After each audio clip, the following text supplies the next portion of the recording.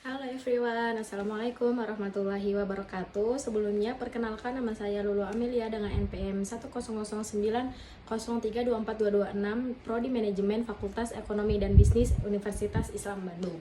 Saya di sini akan menjelaskan artikel yang saya buat, yaitu dengan judul Penggunaan Bahasa Isyarat dalam Komunikasi Penyandang Tunarungu di Indonesia.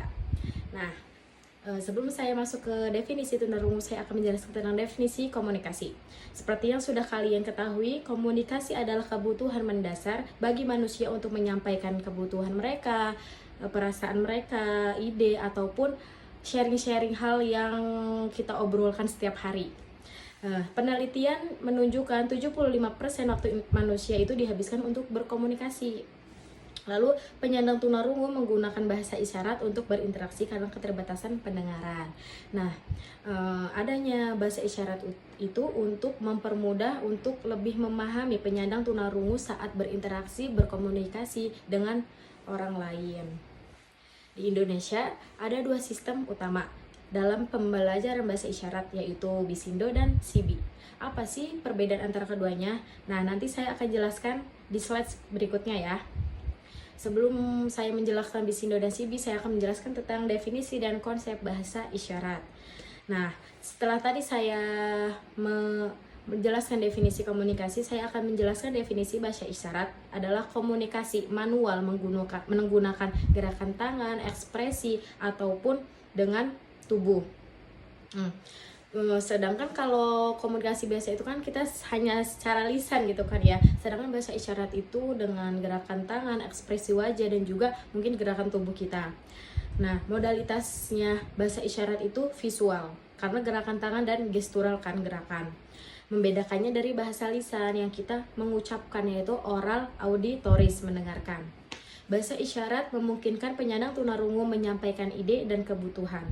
Jadi bahasa isyarat ini salah satu komunikasi untuk mempermudah dan menyampaikan ide dan kebutuhan secara efektif bagi penyandang tunarungu. Nah, selanjutnya ada sistem bahasa isyarat di Indonesia. Nah, tadi ya yang sudah saya jelaskan ada dua, yaitu Bisindo dan Sibi. Oke, Bisindo adalah bahasa isyarat yang secara alami berkembang di dalam komunitas penyandang tunarungu, lebih fleksibel dan mudah dipahami. Kenapa? Karena Bisindo itu menggunakan dua tangan. Berbeda dengan Sibi itu lebih sering digunakan dalam pendidikan, dalam sekolah SLB, dan memiliki tata bahasa yang baku, dan dia menggunakan hanya satu tangan. Nah, pasti di dalam pembelajaran ini kita pasti mempunyai tantangan masing-masing dalam menggunakan sistem apa yang ingin kita gunakan. Peran bahasa isyarat dalam kehidupan di keluarga, pendidikan, dan masyarakat. Di dalam keluarga, peran bahasa isyarat ini penting untuk apa? Untuk agar keluarga yang memiliki kekurangan pendengaran, dia lebih bisa didukung dan dipahami apa kebutuhan dia, dan dia juga merasa dihargai oleh keluarganya. Di dalam pendidikan, memastikan agar penyandang tunarungu juga mempunyai akses dengan penyediaan tenaga pengajar yang terlatih agar tidak membedakan pembelajaran seperti orang normal pada umumnya. Lalu di masyarakat, membantu interaksi di layanan publik. Jika kita sebagai masyarakat lebih paham ya, lebih bisa mempelajari ini, kita juga bisa kayak berinteraksi di layanan publik seperti kayak rumah sakit, transportasi, ataupun di sosial lainnya untuk mengerti apa yang dibutuhkan oleh penyandang tunarungu. Selain ini, mungkin banyak banget tantangan yang akan dihadapi dalam bahasa isyarat. Karena bahasa isyarat ini bukan bahasa yang selalu kita gunakan setiap hari kan. Jadi mungkin banyak sekali tantangannya. Salah satunya itu, pertama itu adalah stigma sosial. Stigma sosial terhadap penyandang tunarungu itu masih sangat tinggi. Mungkin karena jarangnya kita bertemu dengan orang yang penyandang tunarungu, jadi kita lebih kurang menghargai, atau kita stigma sosial kita itu masih tinggi gitu loh. Lalu yang kedua itu minimnya penerjemah profesional di Indonesia.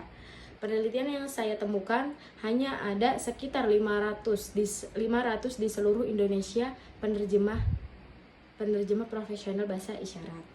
Yang ketiga, akses teknologi tidak merata apalagi di pedesaan atau di daerah-daerah terpencil.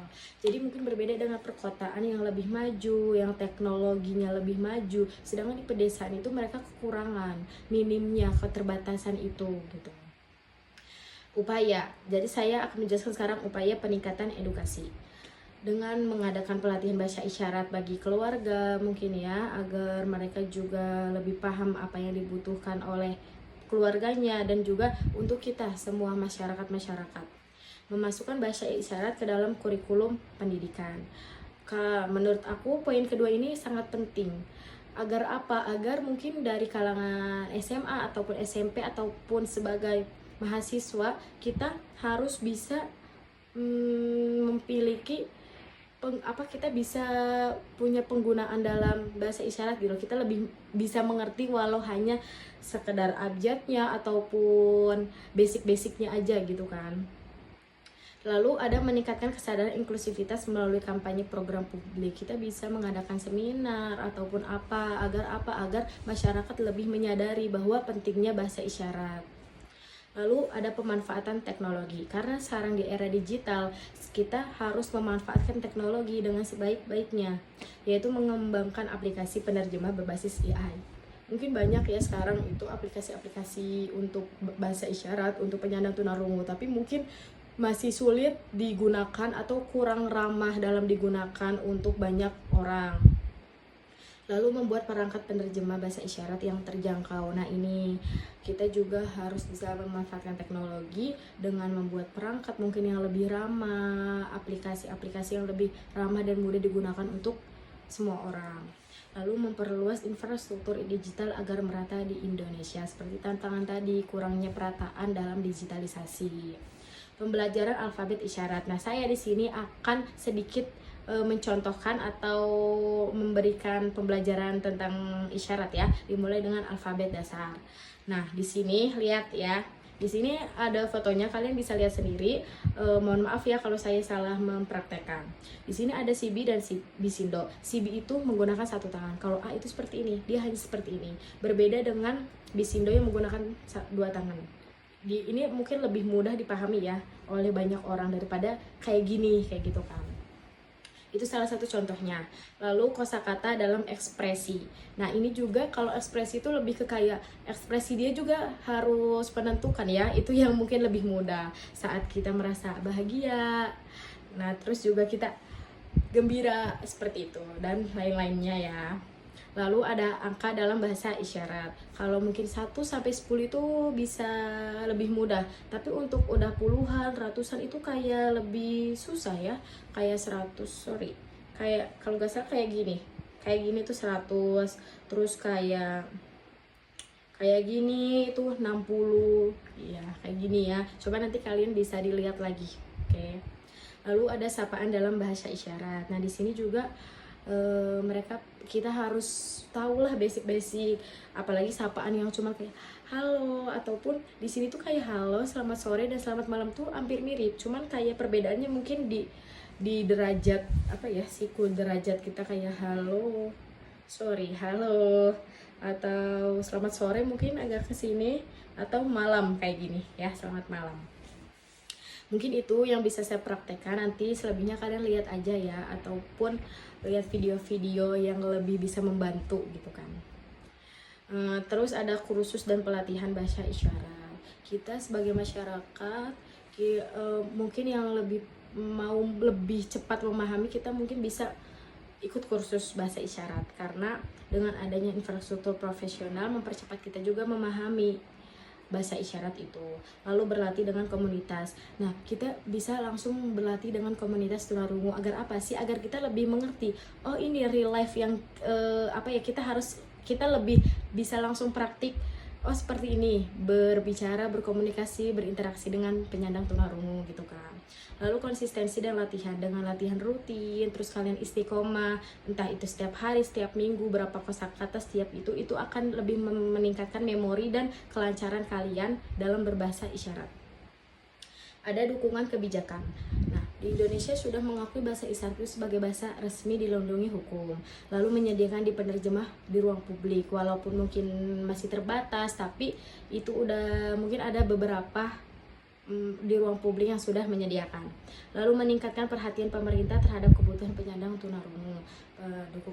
Mungkin udah pemerintah memberikan perhatian pemerintah terhadap kebutuhan tunarungu, dan semoga itu juga merata ya. Lalu studi kasus itu tantangan di Indonesia itu saya punya 3 contoh yang di Jakarta.